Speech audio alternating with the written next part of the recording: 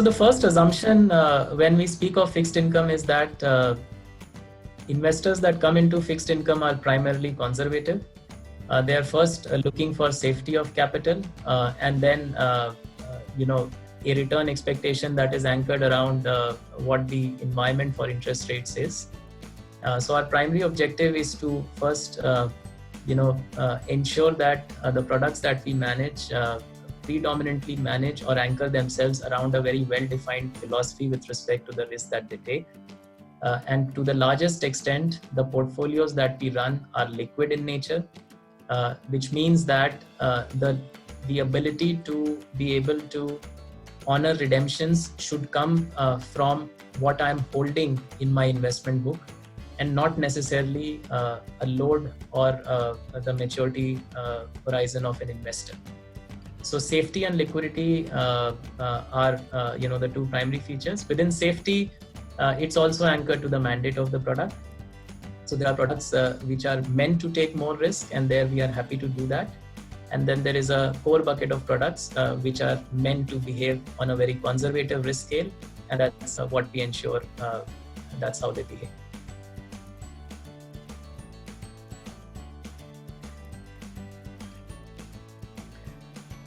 I think we have to be able to give a consistent experience to investors.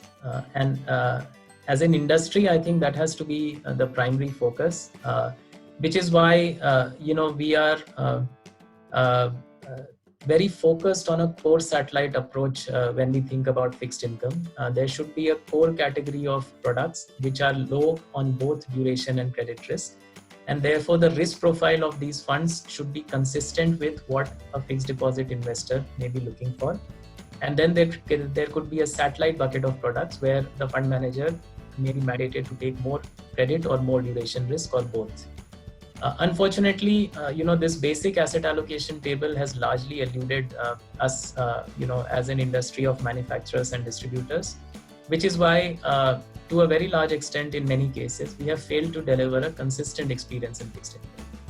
So I think first, the first focus, both for the advisor as well as the manufacturer, should be to be able to bring investors into a core category of products which are low on duration and credit risk, and to be able to offer a consistent experience over a period of time, so that the investor feels more confident to take advantages of what a mutual fund offers, which is liquidity, diversification, and probably a tax advantage. And then over a period of time, we can grow that book.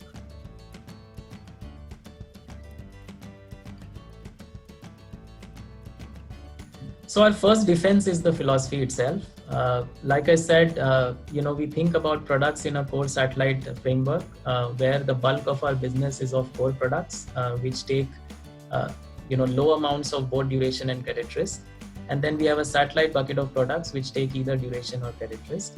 So that's a very core part of our philosophy that we have executed across our products over long periods of time, and that's held us well in this volatility. The other aspect which also pertains to philosophy is, like I said before, we prefer to buy what we can sell. And if you think about the last 4 or 5 years, not only was there a commingling of the core satellite principle wherein credit funds were wrongly put in as core products, and therefore unreasonable amount of allocations happened to that category. But at various points in time, probably the liquidity profile of the investment book itself wasn't paid as much attention to. Rather, managers were thinking about the exit load that they were levying on their investors.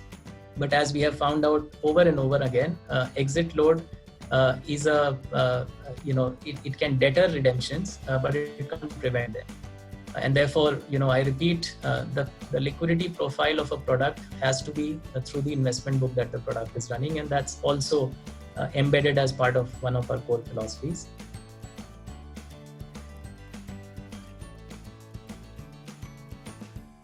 In fact, both professionally and personally, in some sense, it has to teach everyone a lot of humility.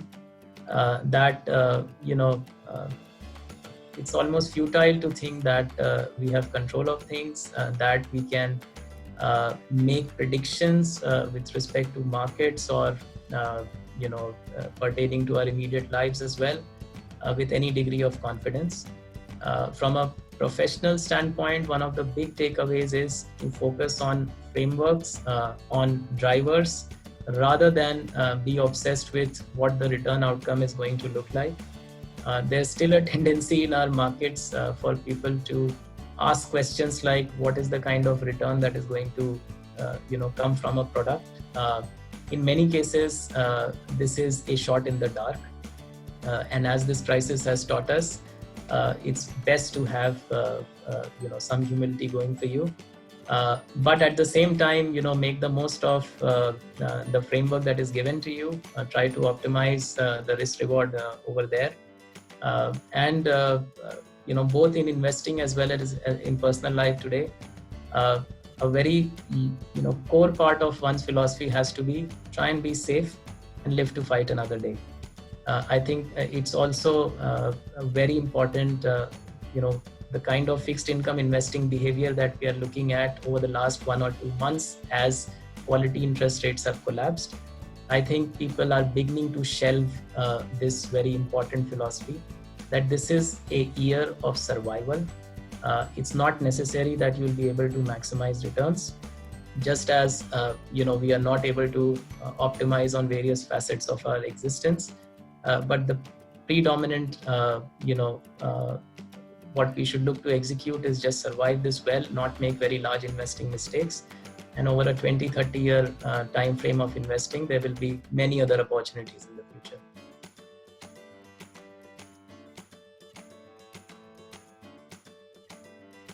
I don't like reading non-fiction at all. I do think that you have to evolve your perspective by yourself. So nobody can teach or you can't emulate somebody else's perspective. Although it would obviously be helpful to understand and read through other people's perspectives. But in my case, there is a lot of research, data, reports, etc. That we keep looking at all through the day. I do believe that the last 15 years have been a goldmine of macroeconomic experience. If you think through what all we have lived through over the last 15 years, from the global financial crisis to the 2013 current account scare in India, to the Chinese devaluation, to the collapse in global trade, to the big credit crisis, to now a COVID situation. It's been a very important data trove for macro watchers. And therefore, real life is throwing up a lot of experience to you if one is paying attention, and a good opportunity to develop your own perspective on things. I do think one of the greatest value that a fund manager can add is actually perspective, because data is very democratized. Almost everyone has access to data. It's really your ability to be able to change that into a perspective and an execution mandate that matters.